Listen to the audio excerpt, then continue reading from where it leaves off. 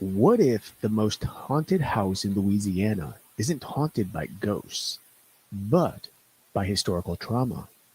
In 1834, firefighters broke into a burning New Orleans mansion and uncovered something so disturbing it horrified an entire city. The woman responsible vanished in the middle of the night, but the house itself never let go. Tonight, we're stepping inside the LaLaurie Mansion, and the truth behind the legend itself is worse than the haunting.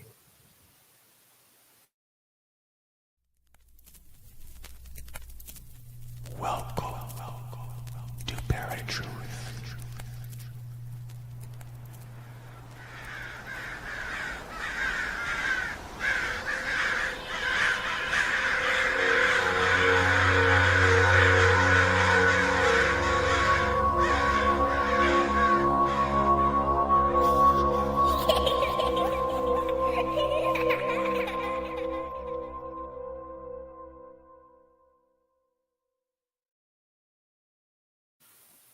What's up, everybody, and welcome to a brand new episode of ParaTruth Reborn.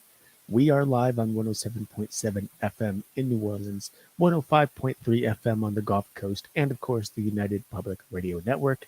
My name is Erik. And I'm Justin. Now, there are plenty of locations throughout America that battle for the top spot of most haunted, but two of those locations reside in Louisiana. And to this day, it's a toss-up between which is most haunted within the state. The first, of course, is the Myrtles Plantation in St. Francisville, which we will certainly be covering in a future episode. But the second, which we're discussing today, is the infamous LaLaurie Mansion in New Orleans. Now, Justin and I have had the opportunity to travel to New Orleans and visit this mansion and hear the ghost tales behind it. It was a fun, relatively spooky and spectacular night in learning about its history.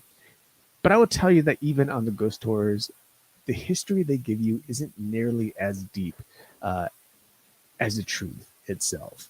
But Justin, before we kind of get into the show, like, what were some of your experiences when we visited this location? I mean, to be fair, it was a ghost tour. We were all just a little bit intoxicated, but I think I really didn't feel anything until we walked up, got the opportunity to walk up to it and touch it. Not any like feelings of dread or anything like that. A little bit of heaviness. But we also didn't get a chance to actually go inside. It was limited to just the outside. And we did take some photos to try and see if we captured anything. The one thing that we caught, we had debunked right away because there was security cameras there, and there was like this orb that we saw, but then it's like, no, there's a camera there, so that's just the AR or infrared, The IR. Light from that. So I would love to do an investigation there, but Sure. had you ever heard of the LaLaurie Mansion before we went there? Oh yeah, I mean, it's truly both infamous and famous in its own right, both in the historical context, through Spanish colonial Louisiana, but also just with the years upon years of storytelling regarding the mansion and the hauntings there within. So it's definitely come up, and of course, many of you know that I've been to New Orleans 3 or 4 times now. I was down there on missions for after Katrina, doing a lot of cleanup and work down there, demolition, things like that. But then going back down again last year, it was October 2024 that you and I went with your wife, and that was Technically 2 years now. has it been 2 years now? It's 2026, buddy. 2026, yeah. So I think it's 2025. Well, yeah, but yes, but back in October 2024, it was my first time really getting a chance to explore the area, just go out and relax and enjoy it, take it all in. It's a little easier to do that, obviously, when you're not working. Yeah. But nonetheless, there's been a lot of experiences down there, and of course, some of the most interesting and fun things to do is explore the ghost side of it, the paranormal, right? The ghosts, the vampires, uh, so on and so forth. And for many of you listening right now, obviously tuning in New Orleans, you guys are very well acquainted with the LaLaurie Mansion and probably have visited yourself multiple times, maybe even stayed there. So if you have any of your own stories, anything you witnessed, experienced while you were there, we'd love to hear about it. Feel free to hit us up on this YouTube channel or in the chat anywhere. You can also email us. We'd love to hear from you. Now, Justin and I, we kind of split this up a little bit. We did research in a different way this week. So I want to kind of throw some questions over to you, Justin, because you've kind of dove into this a little differently. But why is the LaLaurie Mansion considered one of the most haunted homes in Louisiana? Well, I mean, and see, my knowledge of the LaLaurie Mansion came originally from American Horror Story. That's where I kind of first heard of it. I might have heard of it well before then, but it didn't like ring any bells on that. So to see what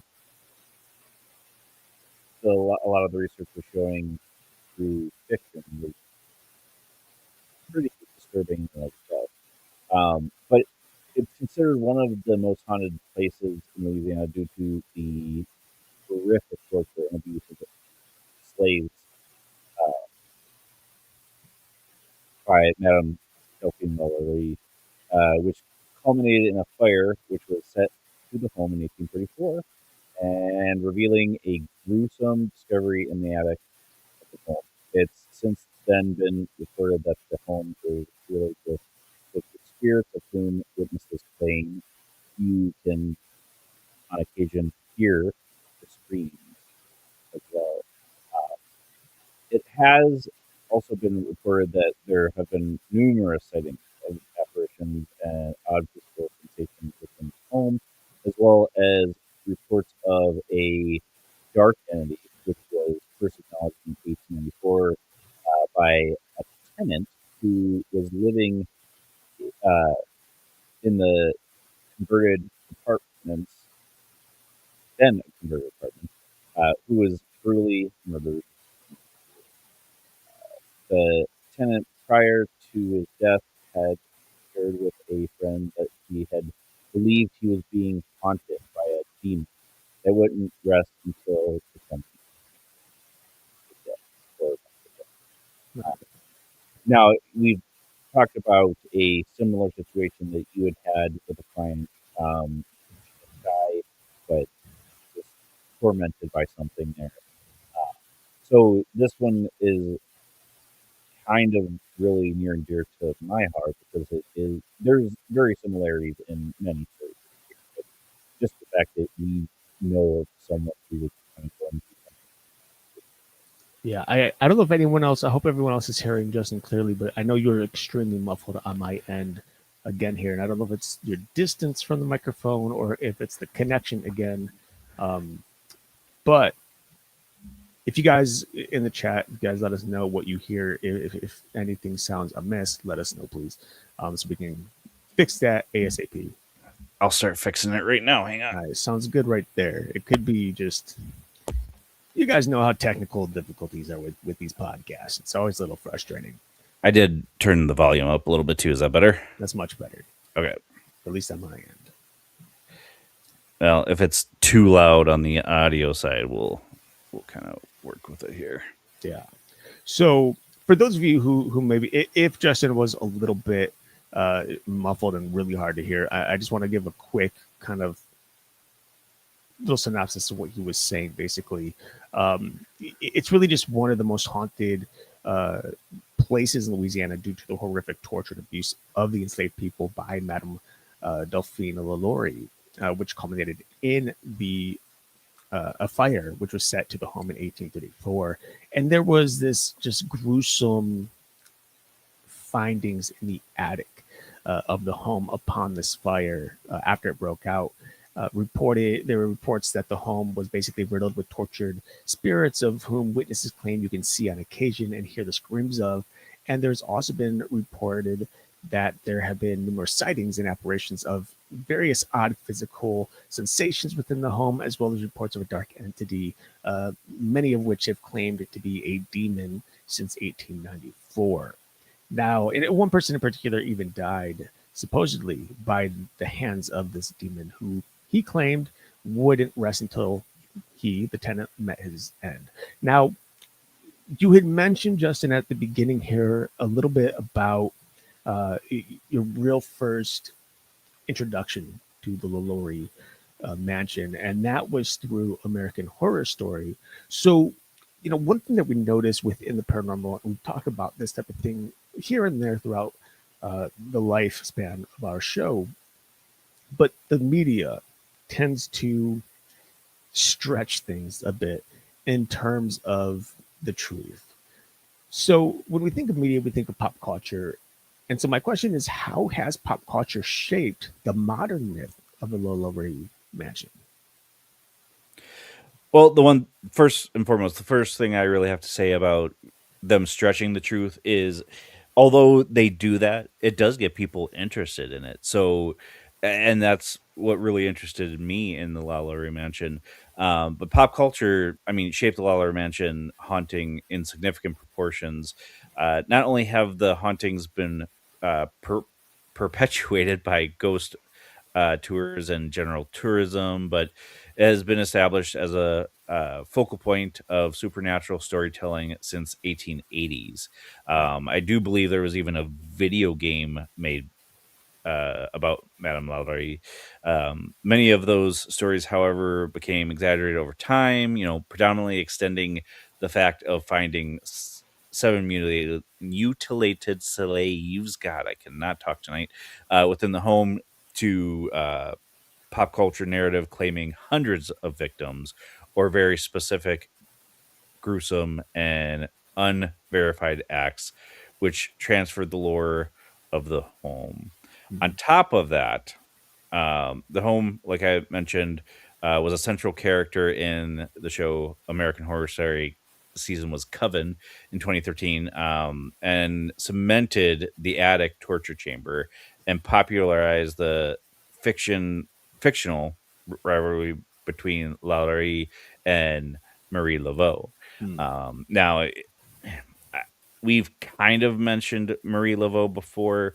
Um, just to give just a very brief, if you're in Louisiana, I apologize. I know you already know a lot of this, but Marie Laveau was a voodoo priestess. Some call her the voodoo queen of New Orleans. Um, and there's a lot of history to it, but they thought she lived for over hundreds of years. But it was actually Marie Laveau and then her daughter took over the role afterwards, still calling herself Marie Laveau to give the illusion that she was immortal. Interesting. It's like just a little bit of hocus pocus, if you will, and make people think something that isn't really true. Yeah. Uh, we see that a lot throughout history too. Just people who take on the name of their respected parent, maybe not necessarily to make that person seem to live longer than a normal person would, but the stories of individuals who share the same name one generation after the next kind of expand to this almost immortality like nature within the stories of these individuals, especially those who are famous. Hmm. Yeah, for sure. Now, so this was basically how pop culture more or less influenced the modern myth. But what do people tend to think happened at the mansion itself? Like if you were to ask just a random person on the street, what is most likely something they would consider uh, when talking about the mansion? Well, I mean, there's a few rumors that have spread over the years, leading many to believe the tales that are told. For example, some people believe that during the fire, the slaves were falling from the third floor of the home. However, the third floor didn't exist in 1834. Instead, the mansion was a two-story home with a peaked roof.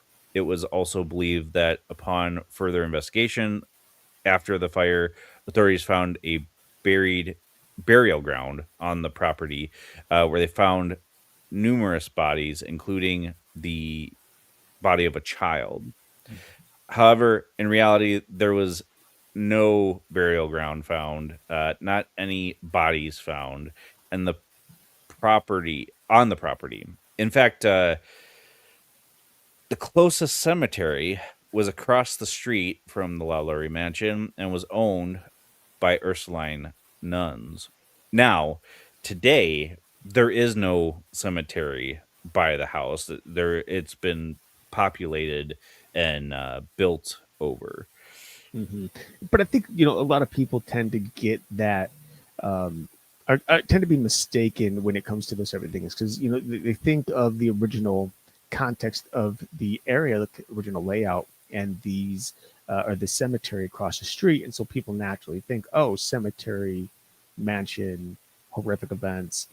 They Right. found this cemetery on the mansion in the courtyard in particular, which just was never the case. And I think that's a lot of what I think is important when it comes to these stories. It's fun to enjoy the idea of the fabrications, but the more we kind of dive into the fabrications and accept them, the further away from the truth we get of the original story and the full context of the haunting, which I think, at least in my opinion, I think it discredits a lot of the lives lost there during the years that the mansion was, I'll say in its heyday, back in its prime. Right. Well, and like we mentioned earlier, there was only 7 slaves that were killed there. Now that's still a lot for back then. And in this particular day and age, that would make her a serial killer. Mhm. But if there was a cemetery across the street, and people found out about this story, that's where the rumors fly, and just the fact that it was next to a cemetery would have perpetuated the rumor that there was actually burials on the property itself. Right. Because back then it was a huge property. It wasn't this small thing that it is today. Mm. And by small thing, I mean more property there than what is the house is sitting Right. on. Now, we're talking about Madame LaLaurie. Um, this is her home, but who was she socially compared to privately?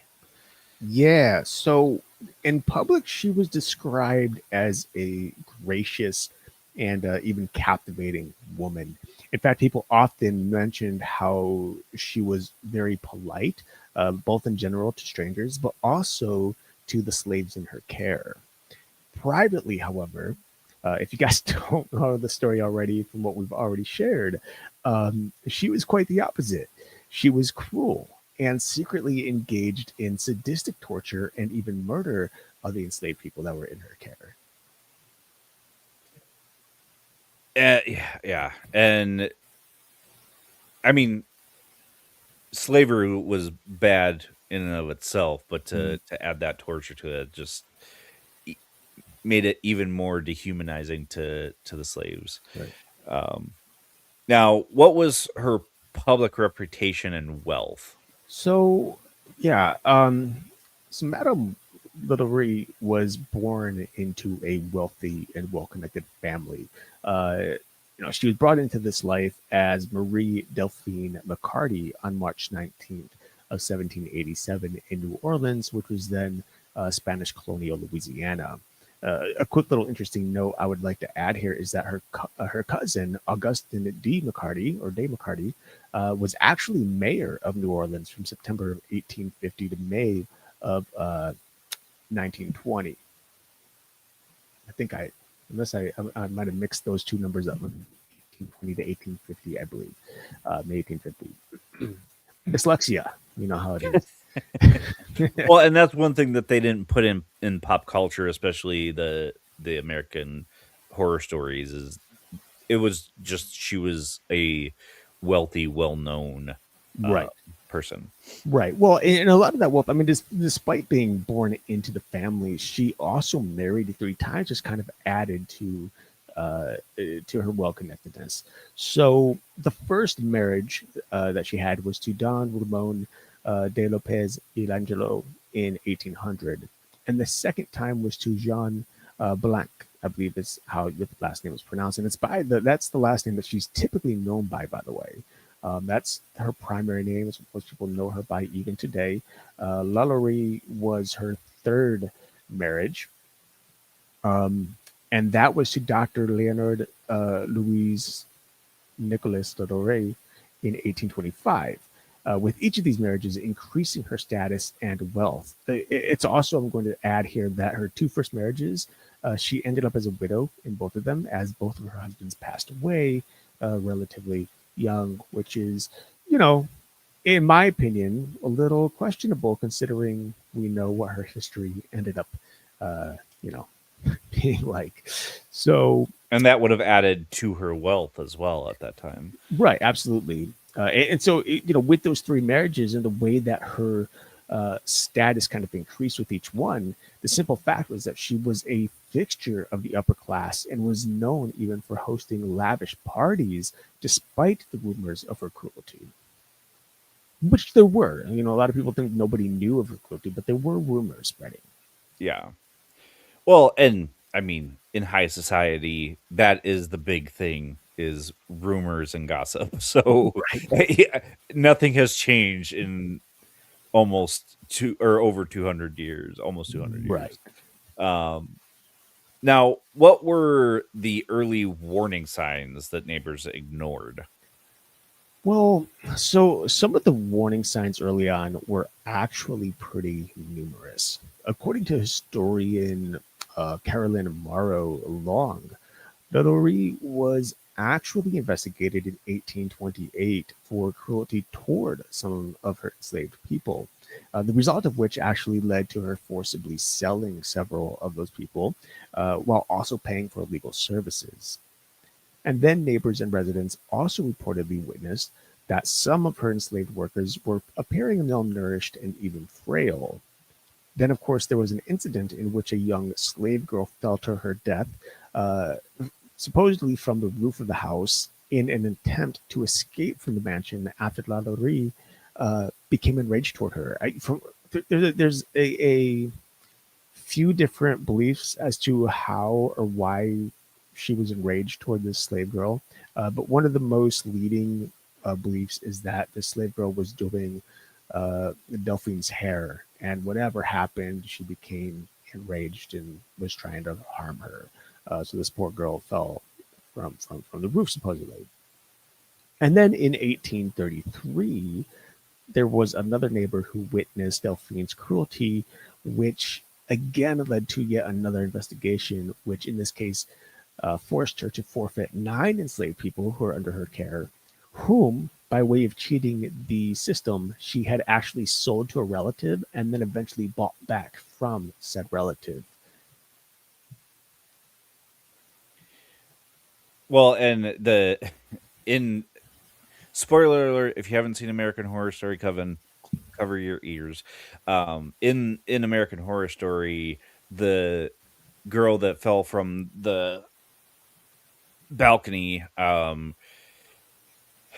was actually perpetuated as a suicide. Mm. The story was that the slave was gave birth to a boy who was actually fathered by her husband, and Lalaurie supposedly kills the baby for his blood.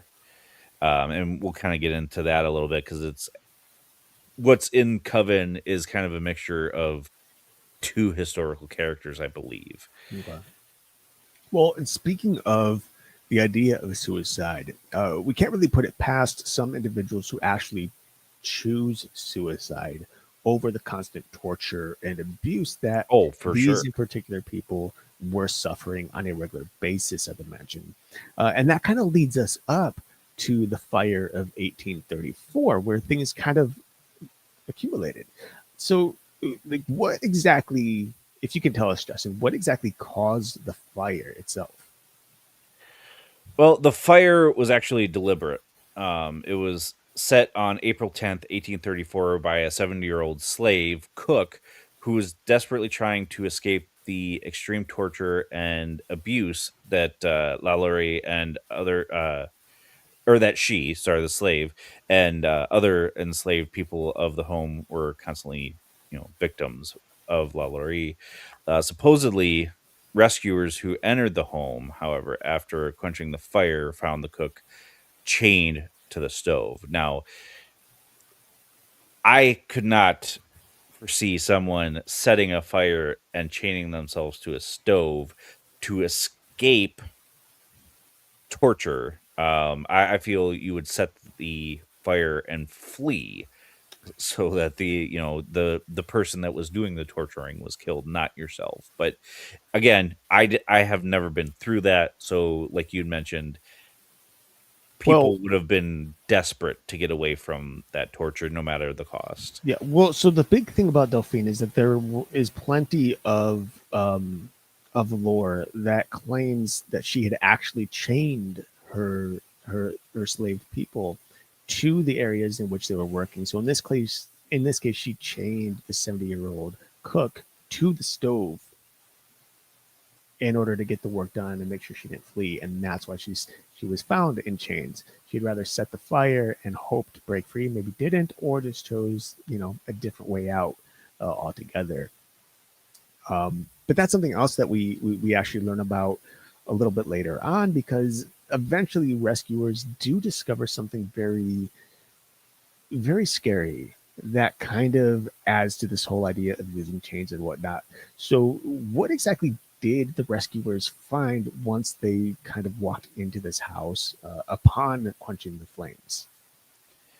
Well, other than the cook, who was chained to the stove, of course, they also found a torture chamber in the attic of the home, which was technically on the second floor of the home, because they didn't add the third floor till later. And they found at least 7 more enslaved people chained to the floors who had been brutally tortured and mutilated. Hmm. And so, and one thing I'd like to note here, because the stories are very particular in the brutality and the gruesomeness here, but there have been claims that the first responders at the time, and mind you, like most people, nowadays we think of first responders, they're many of them, especially you think of like EMTs and stuff, are accustomed to seeing some pretty grotesque things, Mhm. things that shouldn't bother them too much because they technically become desensitized to it. Uh, Most of them do, I should say.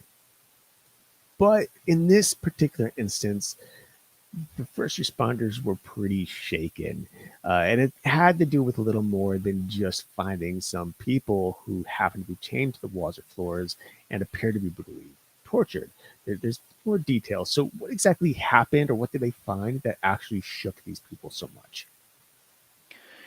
All right. Well, and this is just kind of a disclaimer alert, trigger warning. If this stuff does not sit right with you, or you don't like hearing it, please just, mute for now, and or close your ears, and I'll give you guys a second to do that.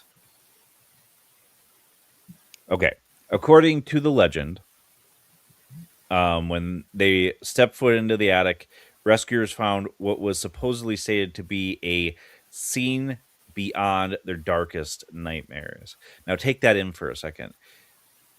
Eh, We can imagine a lot of stuff in this day and age.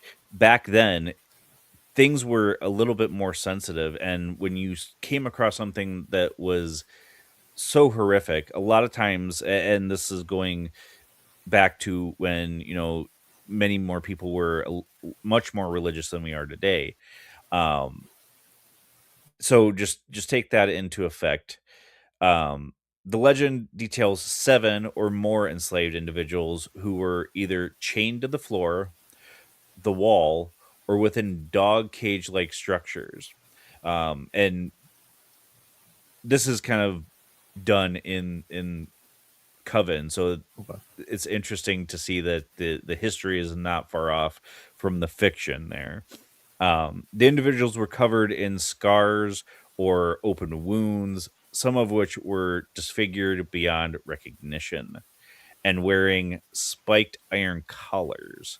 Now we know from even further in the past, devices like that were used for torture devices throughout history. Mhm. Um, they had broken bones reset at extreme or unnatural angles, giving some victims a crab like appearance, which is just disturbing. Yeah. And several victims were severely emaciated and starved, and even had their mouths sewn shut. Uh, However, it is important to note that despite the historical fact that rescuers uncovered a torture chamber in LaLaurie's attic and the exact detail of the victims may be exaggerated a little bit Yeah. in the retellings. Right. And beyond all of that, there were at least one or two people that were supposedly already deceased by the time they had walked in, the first responders. And we'll get a little bit into some of these later retellings, not the retellings themselves, but why that is. But it's just, wild to me to think, like, by far one of the most disturbing things here is the fact that they had these people in dog cage like structures and would purposely break their bones and reset them uh, in weird angles that basically had these poor individuals looking like crabs in a way. Like I mean, I'm a very imaginative person, as I'm sure many of you are as well. And you can just probably think about walking into something like this, not expecting it and seeing it. Well, and again, these are just kind of tales or legends. It's Right. not what actually happened. That we Um, know of. right. But I mean, if just an example, if someone's arm was broke so severely, it would have not, if they wouldn't have set it, it would have set itself in the fashion in which it was broken. So if she would have never treated them for their wounds, it could have been that, but in the retellings, Right. she was so sadistic that she set them in a certain way. Um, Now, there was a lot of aftermath in this, and she did eventually escape. Yeah. Now, what was the public outrage and mob reaction to all of this? Well, so the public outrage was profound, actually. Despite the situation, the times in which many people had enslaved people, enslaved people or individuals, most of them didn't take a liking to the extreme abuse. So, for starters, the rescued, tortured slaves, when found, were taken to a local jail where they were put on display for the public to witness the injuries and sufferings of the individuals. Then there was the public condemnation by the media, specifically the New Orleans Bee, which stated that the atrocities were both barbarous and fiendish. As for the mob itself, basically an enraged crowd, after learning of the chained and mutilated slaves in the attic, stormed the mansion, demolishing everything that they could, including windows, furniture, and doors. And it was actually stated by a number of individuals that the damage by the mob was so severe that barely anything remained aside from the walls themselves. All right. So now the question is, Hmm. what happened to Madame Delphine? Yeah. And that's a fabulous question, right? Hopefully, we get justice. Yeah. But sadly, that is not the case. So, of course, because of this outrage and subsequent destructive mob, Delphine and her family were forced to flee their home and they escaped to France. Now, again, unfortunately, she was never charged. She never had charges filed against her. No one came knocking on her door. However, at least one semi good thing that came out of it was that her reputation in the upper class society was completely destroyed, just basically non existent. Now, there have been some discrepancies around her death because she did eventually die, and it was, as far as we know, of normal causes. It's commonly believed that she died on December 7th of 1842, based on a gravestone that was found by Eugene Bex, or Bakes. I'm not exactly sure how you pronounce that last name, but it was found by Eugene in the late 1930s, which supposedly read, Madame LaLaurie, born Marie Delphine McCarthy, died in Paris on December 7th of 1842 at the age of 6. And then that second number was illegible. No one knew. He didn't know how old she actually was. However, according to French archives of Paris, she supposedly died December 7th, which is accurate, but in 1849, so quite a few years later. And this was about 15 years after initially fleeing to France upon the findings in her New Orleans home. Ugh. Yeah. So it's unfortunate that she, in a sense got away. And there was um some stories that she had actually tried to come back to New Orleans. She wanted to move her family back, or at least go back herself at some point. But her children, a couple of her children who she had fled to France with, actually protested it, and supposedly had changed her mind and kept her in France until her time had come and she had passed away. It's only sorry, it's really curious to know, like, if she had come back to New Orleans, what would have happened. Would people have recognized her? Would charges have been filed against her? Would she have been held accountable for her crimes? Or would she have kind of gotten through scot-free regardless? Obviously, that is something we'll never know. But nonetheless, what we can hope is that there was eventually justice served, if not here in the living world, then hopefully in the afterlife, right? Now, that brings us up, of course, to the one thing that we touched on at the very beginning of the show, and I'm sure what a lot of you are probably have been really waiting for even more so. But we always like to give the context of these historical locations before going into the hauntings themselves, because it helps, in my opinion, it helps us understand the hauntings, Mhm. and helps us to separate the fact and fiction of the hauntings themselves. So when it comes to the haunting, Justin, what have been the paranormal reports over the years? Well, the one thing I really wanted to say, real quick is we do this with any paranormal investigation that we do. We want the history, whether that's of the house, of the paranormal activity itself, all three, um, mental health history of either the current occupants or previous or the ones that have passed away. So, I mean, that kind of solidifies why we do this the way we do it Right. is we are true paranormal investigators.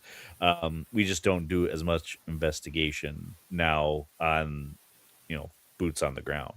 Um, but the several of the reports here are of disembodied voices, or screams, even footsteps, and even the sound of a donkey braying. Um, People see apparitions walking about the building, including a large man in chains and a little girl.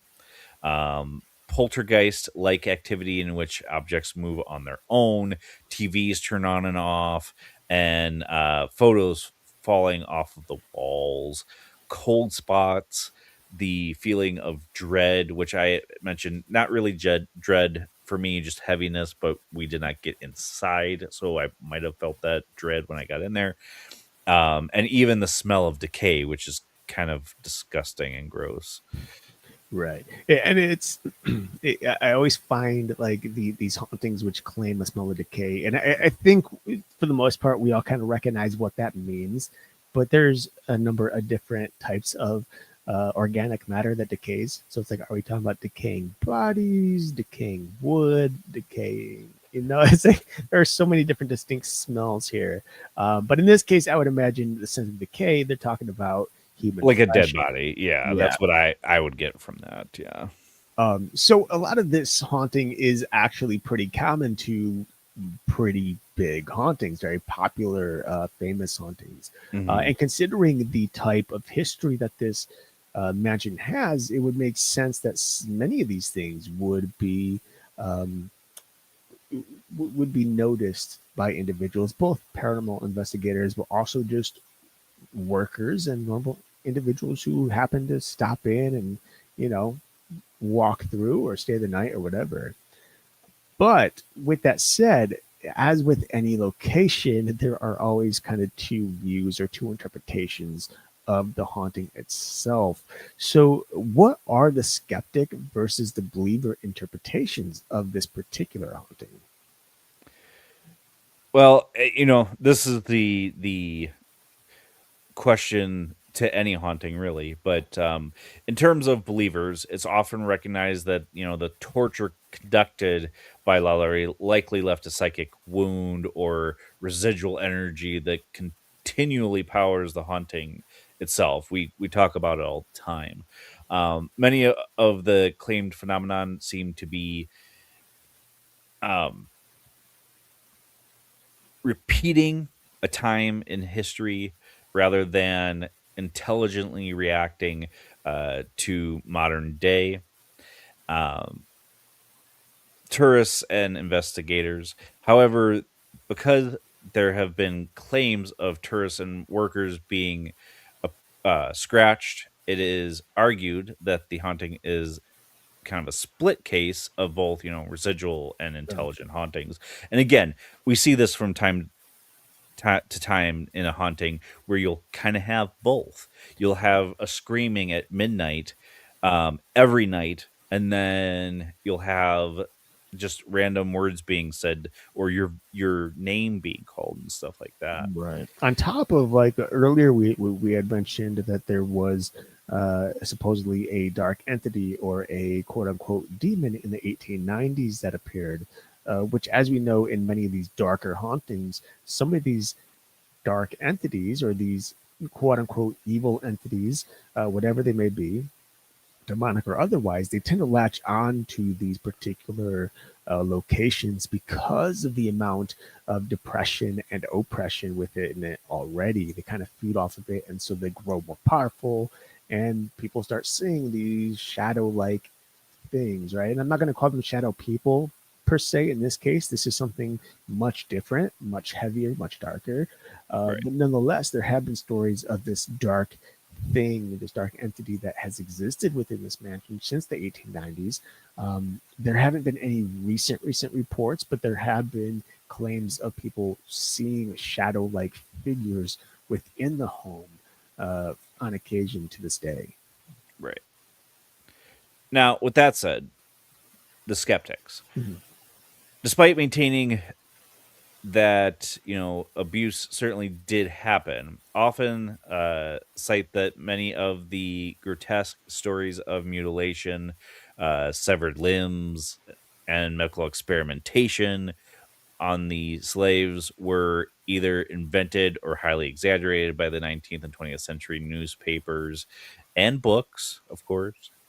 On top of that, it is believed that many of the reported hauntings, uh, I'm sorry, haunted sounds or feelings are likely misinterpreted by individuals due to the building's infamous reputation, and that many sounds, such as disembodied footsteps or thumping, is due to settling wood, shifting beams, or the intense humidity of the French Quarter causing structural movement on a 200-year-old building. Right. On top of that, the original story of the home has been distorted by pop culture, like we mentioned, including American Horror Story and ghost tours, which tend to prioritize a good story over historical accuracy.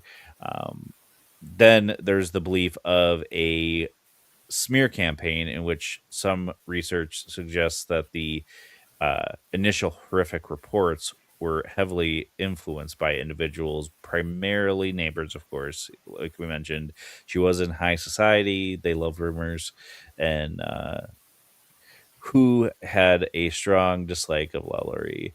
Now, we we see this a lot in hauntings that we have to debunk. So I have not seen if a paranormal investigative team has ever gone in there. I'm sure there probably has with these types of uh, recounts, but I haven't seen any of the TV shows that have done it, anyways. Right. Well, that all kind of leads us up to one big question here, um, because despite the things that had happened in the house, and despite what believers believe, despite what skeptics believe, the main question now that's left is if, let's just say if, um, there are no actual spirits lingering around, like, it's not haunted by ghosts. Um, and yet this place still kind of seems haunted. Things are still happening. People are still witnessing things, seeing things, hearing things, etc., feeling things. Um, the question being, can a place be haunted, quote unquote, by trauma alone? I mean, I think we've kind of already answered that. Yeah, it absolutely can, in my personal opinion. You see it in a lot of different places, not just the LaLaurie Mansion, but if you look at the Civil War battle uh, areas, people talk about hearing soldiers rushing, gunshots, stuff like that. A lot of war sites have these different sounds that are happening that you obviously couldn't hear in the distance. Like I highly doubt that there's people just firing off in the middle of the night at the Civil War Right. battles. So yes, and again, this is just personal opinion. Of course, we cannot 100% prove this, but in my opinion, yes, it can. And we see that with residual hauntings in homes as well. Right. I when I think of the spirit of God, I often think and believe that the world and everything in it is endowed by the spirit. So everything has a spirit or a part of the spirit, including the materials that we use to build things, because that was created by God. It was spoken into existence, and as such, this building in and of itself kind of has a spirit. Not like we do. I'm not saying this is a living thing; it's an inanimate object, but I think there is a spiritual aura to it. And when you think of trauma, I like to liken that to trauma of individuals. And I'm not talking about the people who suffered in this case, but I'm thinking about people like us, you, me, our listeners. We all have trauma. We all have triggers, right? Somebody says something, boom, you're triggered. You get defensive, you get argumentative, you get, sad or depressed, fearful, whatever, right? And I think that just as we as human beings deal with trauma and working through that trauma and we have these triggers, so too does that same type of trauma and triggers exist in these objects that are built around us. These buildings kind of absorb this energy of the brutality and the torture that had happened in this home, and it's become traumatized. It's like, you hear kind of this poetic saying every now and then where it's like, if only the walls could speak, right?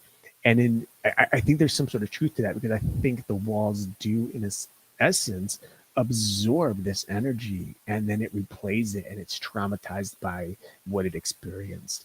And I know that sounds kind of far-fetched, it sounds kind of wacky and out there even for some of you, but when you take the time to actually consider it, and take a moment to even consider that, yeah, it's possible that everything has a spirit, then of course there is the possibility that everything reacts just as our own spirits do. We know when there's bad energy, we know when there's bad mojo happening, right? we react to it. And I think the same thing here. So yeah, I think I do agree with you. I think that a haunting could be triggered by trauma alone, and this is a different type of trauma, but nonetheless very similar to human trauma. Well, and just to add to that, I mean, super quick. I mean, we talk about crystals all the time, and that they have um, a resonance or a frequency or an energy to themselves, but they in of themselves are what most people would consider inanimate objects. You know, houses are made out of wood, which was once alive, and a lot of people even talk about how petrified wood has an energy and aura signature to it. Right. So absolutely, a house can absorb energy as much as what you would call have a spirit, quote unquote. So maybe it's not so much having a spirit or uh, having a haunting, but absorbing energy, and that is what a lot of these residual hauntings are. Could be. Could be. Um, so some final questions here to really consider, and Eric, you can absolutely give your opinion on this. You know, at what point does history cross into, you know, rumors or horrors? Um, I think that history kind of crosses over into horror, or in this case, rumor of the horrors, when it becomes starts to become exaggerated. People start to hang on to these stories, start to share them from one generation to another, and you start to see these things grow, which is often the case. Right? When many of these stories, especially these happen, they grow or they wither away and die. And when they grow, in this case, they become more horrific, and they kind of become these horror stories for us. And that's what we come back, and obviously, like we enjoy it. Like people go on the ghost tours, hoping to see this mansion, come across it, hear what happened. We're kind of drawn to it in a way. And yeah, I agree with that 100%, especially when you start when people start writing stories and it crosses into pop culture and TV shows and movies and video games and stuff like that. It The history gets distorted drastically. So yeah, I agree with that. Now, we have talked about this numerous times about doing the investigation at Jeffrey Dahmer's family home. Mm. But you know, just like that, is the LaLaurie Mansion haunted, or is, you know, just the story itself is what unsettles us, or even causes people to have these haunting like effects? Yeah, I think it's a combination of both. I wish I can, because I think you're gonna agree with me on this, and I wish I can come up with something that would like kind of put some differentiation between you and I. But the truth is, I think that it's a little of both. I think that the LaLaurie Mansion is indeed haunted. By what and by who, I can't say. Um, but based on the stories and the amount of evidence from those stories, I could assume pretty accurately that it's probably haunted, at least residually by various individuals who had passed away there, or at least by the torture and horrific energy that was manifested during the time in the 1800s. Um, but I also think that the story does really unsettle us, especially the modern stories, because some of these things are so grotesque, as you guys heard earlier. Uh, People hold on to this, and that energy is then, pushed into the mansion, especially as we have ghost tour after ghost tour after ghost tour passing through this. You're telling these stories, people are pushing their energy onto this location, and it's just growing and it's becoming stronger. So yeah, I think it's a little of both, and it's what keeps us up at night, honestly. Yeah. And I think, you know, when we did the investigation there, you know, we went into it knowing the history of Jeffrey Dahmer, and Mhm. that will freak you out for sure. And Oh knowing yeah, what happened there. yeah. Uh, I mean, like going underneath the house where I knew he chopped up and separated the bones and the flesh of Stephen Hicks. It's a completely different feeling from going under a house and not knowing what happens there. right. It's terrifying. Right.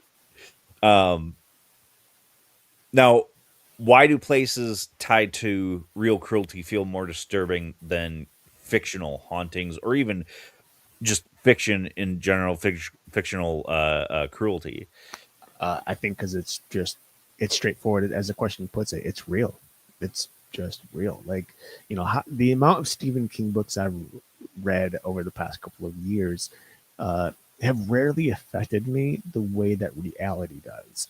And mind you, like some things in reality aren't nearly as grotesque or disturbing as the things that Stephen King writes, but Right. fiction is separated from, and I'm not saying that fiction can't be scary, right? I mean, I had a nightmare about Pennywise the clown chasing me down 2 nights ago. So I woke up terrified and I had to shut and lock my door to feel better and fall asleep. Um, so, but with that said, I think the fact that real cruelty does exist, it's this idea that we can, as people who didn't go through such circumstances as some of these enslaved people did in the 1800s, we being human can, at the very least, sympathize with what they had gone through. We can um, kind of imagine the pain and the suffering that they must have endured, and that's what becomes disturbing. It's knowing that this could happen to anybody at any time, depending on obviously the situation. And when it's fiction, again, you're just looking at a story. You're looking at characters that don't really exist, and so it's easier to bypass some of those tellings versus the reality of our history, especially like around the world. I was especially here in this case in America with some of the things that happened in Louisiana and the South in general, but just around the world, right? This is a terrible place we live in sometimes. Well, and to kind of add to that, I think uh, the majority of the population want to believe that regular human beings are not capable of the cruelty and horrors that happened in this particular case at the LaLaurie Mansion. But even more so, like, that's why a lot of monster stories or monsters that we know today have kind of come about is because people don't want to believe that humans are capable of tearing somebody apart or, completely mauling a person. Um, Right.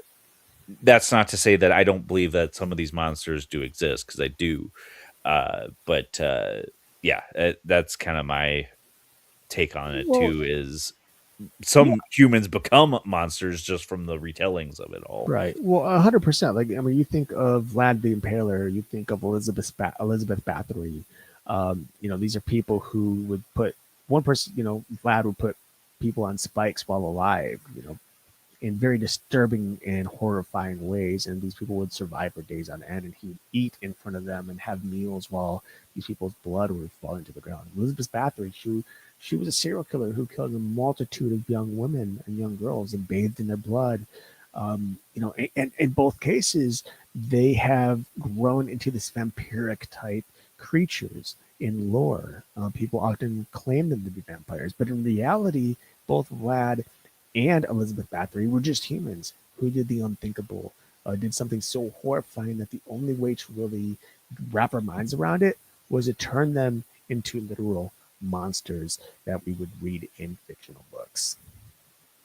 Well, and I mentioned this earlier that Coven I'm pretty sure mixed two historical characters together because in Coven, LaLaurie bathes in the blood of the slaves that she is torturing or even killing, Yeah, where I don't believe in history it was actually the case. right.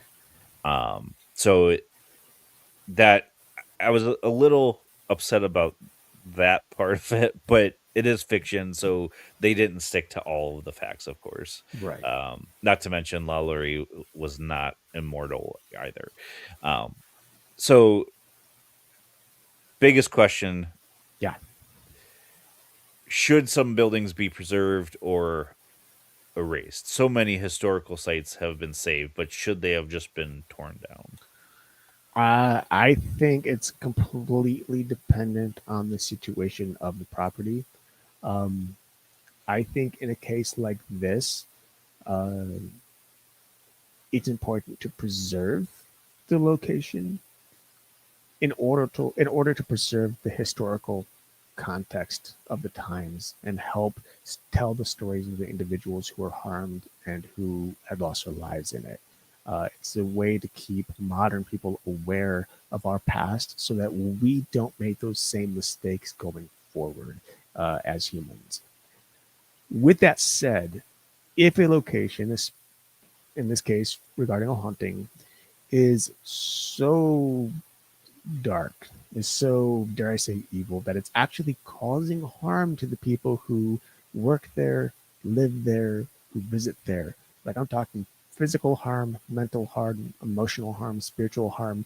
If it's that bad, then yes, I think those buildings should be erased, or at the very least have very strong precautions from keeping people from entering the property, if indeed you're going to still keep it as a historical preserved building. Otherwise, yeah, I think it should be destroyed if people are actually being harmed because of the manifestation of energy and spirits that are currently existing there. But I mean, couldn't it even be said that, destroying the property wouldn't necessarily destroy the spirits or entities that are there? I mean, that's we can't prove that. We cannot prove that. Right. Completely. Yeah, I mean, in one case, you can say yes. There's an argument that if we destroy, we dig up a grave site, an old burial ground that had a haunting, and then we put a house there, that house will still be haunted by whatever used to exist there. And yes, that is very possible. There have been instances in which that is the case, but there are also instances in which there were houses built on burial grounds or on cemeteries that don't have those hauntings. Nothing's happening. So I think it does depend on the situation. In some cases, get rid of the physical aspect of it, and the spiritual disappears as well. If there's no place for those entities to haunt, then there's no place for that entity to haunt. It's like erasing the home of an entity or of a spirit. But I will say that that's different from a residual haunting, which would never know the building existed there in the first place, whether it was physical or not. Right. So, anyway, with all that said, we are not kind of, we're very much at the end of this episode. Um, Regarding everything we talked about here, do you have any kind of final thoughts on the LaLaurie Mansion and the history behind it? Um, Really, just especially with the current state we're in the world right now, learn from history. Yeah. Don't let history repeat itself. And when it comes to like hauntings and stuff like that, um, obviously know the history of the location that you're at, but do not let it influence your your findings or even trying to debunk something, because you can know the history, start hearing these things going on, and get wrapped up in the moment and kind of taint the investigation by doing that. So, Yeah. Couldn't say it better myself. So, with that said, folks, we are going to wrap up here. Next week, we have with us a special guest, Vincent Genna. We are going to be talking about the truth behind extraterrestrials. You know how much we love talking about extraterrestrials. So, and we know how much you guys love hearing about it. So, definitely tune in for that show. As always, it'll be at 10 p.m. on Tuesday night, 10 p.m. Eastern, by the way. But with that said, we are going to wrap out of here. I hope you guys enjoyed the show. Please be sure to like, follow, subscribe, all the jazz with YouTube, with Spotify, iHeart, and anywhere else you find our podcasts and podcasts in general. Um, as I said at the beginning of this episode, this has been a live show on 107.7 FM New Orleans, 105.3 FM the Gulf Coast, and the United Public Radio Network. So until next week, where you'll find us at the same time and on the same channel, my name is Erik. yeah, I'm Justin. Peace.